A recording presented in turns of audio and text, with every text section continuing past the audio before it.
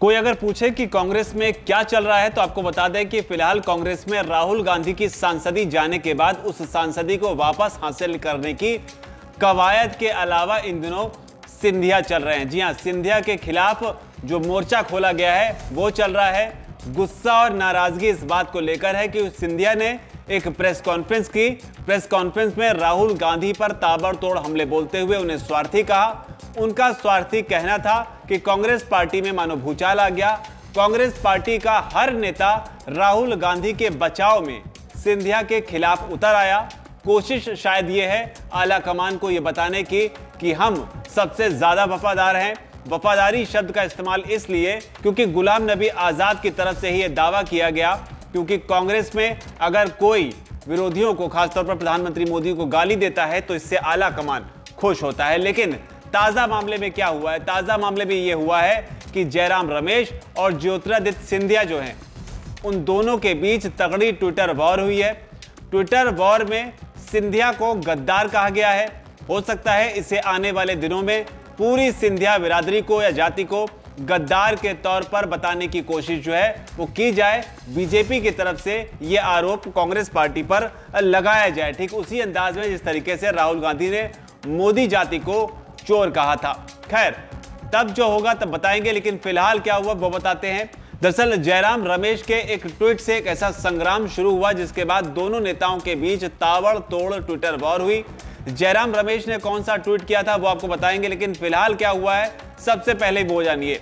दरअसल जयराम रमेश ने अपने एक ट्वीट में कहा कि इतिहास की कोई किताब उठा लीजिए। 1857 में रानी झांसी के साथ गद्दारी के मुद्दे पर सभी इतिहासकार एक मत हैं। आपके नए भगवान सावरकर ने भी अपनी किताब 1857 स्वतंत्र समर में रानी लक्ष्मीबाई, तात्या टोपे और अन्य लोगों के साथ सिंधिया की गद्दारी का जिक्र किया है। इतिहास आप पढ़िए। जयराम रमेश ने यह ट्वीट ज्योतिरादित्य सिंधिया को लेकर किया। ज्योतिरादित्य सिंधिया ने इस पर पलटवार किया। पलटवार करते हुए उन्होंने लिखा, कभी 1857 के वीर शहीद तात्या टोपे के वंशज पराग टोपे की खुद की लिखी किताब ऑपरेशन रेड लोटस पढ़िए। ज्ञात हो जाएगा कि किस प्रकार हम मराठे, सिंधिया, पेशवा और झांसी के नेवालकर अंग्रेजों के विरुद्ध एक साथ थे। मराठा आज भी एक हैं। कृपया ये विभाजनकारी राजनीति बंद करें। तो ये संग्राम जयराम रमेश और सिंधिया के बीच चल रहा था, लेकिन किस ट्विटर से ये लड़ाई शुरू हुई और कहां पर एंट्री हो गई शिवराज सिंह की, वो भी बताते हैं। दरअसल सबसे पहले जयराम रमेश ने एक ट्वीट किया था। नाराजगी उसी चीज को लेकर थी कि राहुल गांधी के खिलाफ प्रेस कॉन्फ्रेंस में सिंधिया ने इतने तल्ख तेवर क्यों दिखाए। जयराम रमेश जो है वो तीसरे ऐसे शायद कांग्रेस नेता थे दिग्विजय सिंह और हरीश रावत के अलावा जो इस तरीके से सिंधिया के खिलाफ मोर्चा खोलने उतरे थे। जयराम रमेश ने सबसे पहले ट्वीट करते हुए लिखा, क्या वो यानी कि ज्योतिरादित्य सिंधिया झांसी की रानी पर सुभद्रा कुमारी चौहान की अमर कविताएं भूल गए हैं? अंग्रेजों के मित्र सिंधिया ने छोड़ी राजधानी थी। बुंदेले हरबेलों के मुंह हमने सुनी कहानी थी। खूब लड़ी मर्दानी वो तो झांसी वाली रानी थी। तो ये जयराम रमेश ने ट्वीट किया और इसी पर तब ज्योतिरादित्य सिंधिया ने पलटवार करते हुए लिखा था, कविताएं कम और इतिहास ज्यादा पढ़ें। इस प्रकार उन्होंने यानी कि मराठों ने दिल्ली साम्राज्य को जीता। मराठा ब्रिटिश वर्चस्व को चुनौती देने के लिए बने रहे, लेकिन मराठा शक्ति ग्वालियर के महादजी सिंधिया की मृत्यु के बाद टुकड़े टुकड़े हो गई। तो ये सिंधिया ने पलटवार किया। हालांकि इस बीच कांग्रेस का जो मध्य प्रदेश का जो ट्विटर हैंडल है, आधिकारिक हैंडल है, उस पर मुख्यमंत्री शिवराज सिंह चौहान का जो एक वीडियो क्लिप है, संभवतः पुरानी वीडियो क्लिप है, उसे भी जयराम रमेश ने हालांकि शेयर किया था। रमेश ने तब तंज कसते हुए लिखा था, मामा जी गलती से सच बोल गए।